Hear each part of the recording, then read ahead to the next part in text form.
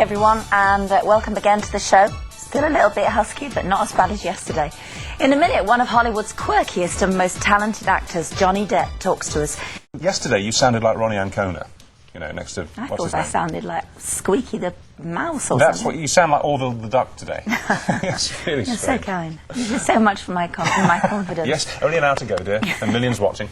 Now then, Johnny Depp. He's on the Isle of Man at the moment, making a new movie with the likes of Johnny Vegas, John Malkovich and Samantha Morton. But he's just finished filming an adaptation of a cracking Stephen King novel, Secret Window. We read it a few years back, and it's one of King's best. It's about a novelist who's visited one day by a sinister stranger who accuses the writer of stealing a best-selling manuscript from him years before and publishing it under his own name. The story quickly descends into a nightmare world of supernatural killings and terror. Here's the moment that the writer, played by Depp, meets what will turn out to be his dreadful nemesis. You stole my story. I don't believe I know you. I know that. That doesn't matter. I know you, Mr. Rainey. That's what matters. You stole my story. You're mistaken. I don't read manuscripts. You read this one already. You stole it. I can assure you that I know you can. I know that. I don't want to be assured.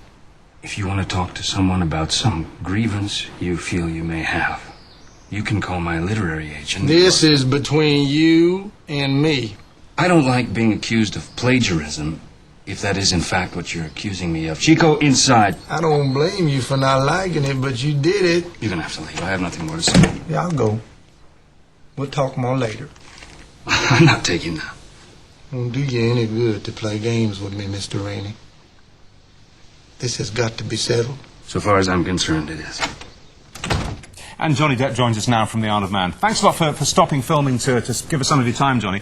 I have to say that we both read the Stephen King book probably about 2 to 3 years ago, and we loved it. And you know when you like a book, you kind of feel ownership of it. And when it's turned into a film, you go and see the film, and you're kind of hoping against hope that it's going to be as good as, or better than the story. And it's really good. It's really frightening. You must be really pleased with it. Yeah, I am. Thank you very much. Yeah, it's always difficult when you're adapting something as great as a work by Stephen King. There's always that danger that you don't hit the mark. But I think David Koepp did a great job. Johnny, are you particularly a fan of Stephen King? I haven't read all that much by King, but the things that I have read, I mean, he's obviously just he's a sort of a master of the macabre and certainly of the psychological thriller and, you know, twists. Yeah. I don't see that it can be possibly remotely frightening or tense, really, for the actors and the crew and any of the cast on a film like this when you're making it, because it's such a technical job. I mean, are there ever any moments where, possibly because you're getting into the part, there is a kind of a slight sort of worm of fear in your stomach as you go for a take? No, we were actually, I mean, we were giggling in between takes. Just giggling like infants, yeah. If you don't come out by the time I count to 5, I'm gonna come in swinging.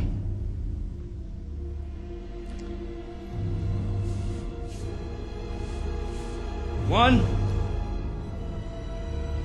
2. Stephen King is actually the master of the twist, and there is a massive twist in this one, isn't there? And it's a psychological thriller, really. Exactly. I mean, I can remember reading the screenplay and not seeing it coming, you know, not ever predicting where the film was going to go. I had no idea.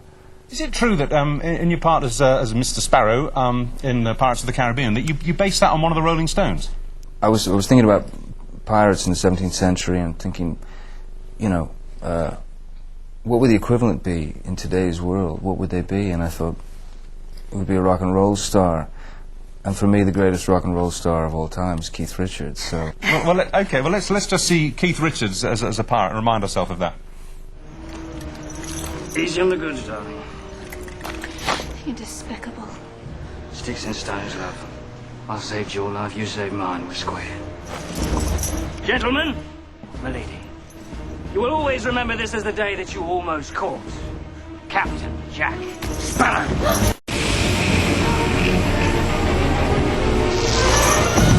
I don't know if it's the case in America, but over in this country there are themed parties now based around your performance in Pirates of the Caribbean. I know three. I know three where little boys and little girls all take part in getting dressed as Jack Sparrow competitions. Is it the same in the States?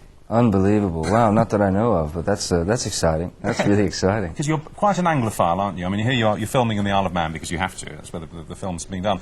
But you do like us over here, don't you? You like this country. I love it. No, I love it over here. I love England. On every level. I mean, from the food to the humour to the, you know. Well, you mentioned the humour. We've got another great clip here because, well, like us personally, you're a huge fan of, well, it's finished now, but a huge fan of the Fast Show. Oh, yeah. They inveigle you into the men's outfitters.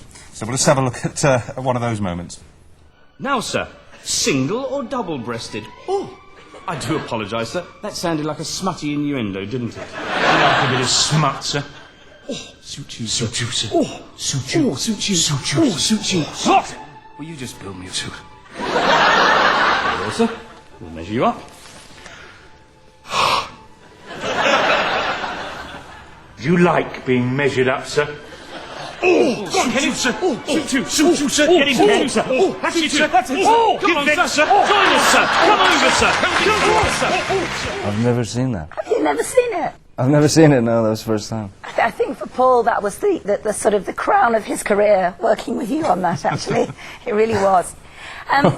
Anyway, at the moment you're filming with a guy who we had here a few weeks back, and we had lots of fun with Johnny Vegas. We've seen some fabulous pictures in the newspapers and magazines of the two of you in period costume. Tell us about the film you're working on the Isle of Man now. Oh, it's great. It's a great film, I think, we're working on. It's called The Libertine, and it's about John Wilmot, who was the second Earl of Rochester back at the time of Charles II's restoration, England.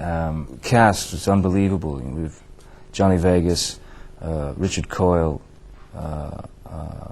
Jack Davenport, John Malkovich, Samantha Morton. It's really, really a great cast. That's high-powered It's gonna stuff, be something. Yeah. And the character you play is a resolutely sort of dissolute guy, which you seem to be very good at playing, actually. You seem to have cornered the market in that. Well, you know, we all have our niche, don't we? Can I just ask you, where does Johnny Vegas fit into this? I mean, because I can't imagine him. In a very big suit, Judy. And a very big wig. A very colourful suit. He's an amazing character because he's known for his sort of antics or whatever, and he's obviously a very clever, very funny man. But I was really pleasantly surprised to learn how generous and how kind he is. He's really a good man, just a decent, good man. I've really enjoyed my time spent with him. So is he on your list of sort of new best friends? Yeah, I think we could be new best friends. We may even get married. I'm very glad to hear it. Johnny, thank you very much indeed for joining us. Just one more question, sorry. I mentioned that you're on the Isle of Man, where, of course, there is this tradition that when you arrive, because I've been there myself a few times to work, you go over that bridge just after you've landed at the airport, and you must say hello to the fairies. And when you leave, you have to say goodbye. Have you been informed of this? Because if you haven't, you're in dire peril. You know what? I'm just hearing it for the first time, and I should probably start to practice that. Well, honestly, terrible things ensue if you don't do it. So I think you should do it now. If you just say hello, fairies, now, I think that'll cover it. Hello, fairies. That's great. That's good. I think you're okay. So I got to say hello, fairies, and goodbye, fairies. You've done the hello, fairies. So if I just sit here and repeat it back and forth. No, once was enough. But when you leave... That'll cover me for each trip, no? No, you can't. No, you're not in credit with the fairies, mate. It's cash on delivery. When you go back to the airport, and you'll go over a little bridge, you must say loudly, goodbye, fairies. And I'm not winding you up. It's a big deal there. I'm going to go do it now. Okay, we'll let you go. Thanks very much for joining us, Thank you, Johnny. Thanks a lot. Cheers. Take care of your throat. Oh, I will, yeah. And the Secret Window opens in the UK next Friday, April the 30th.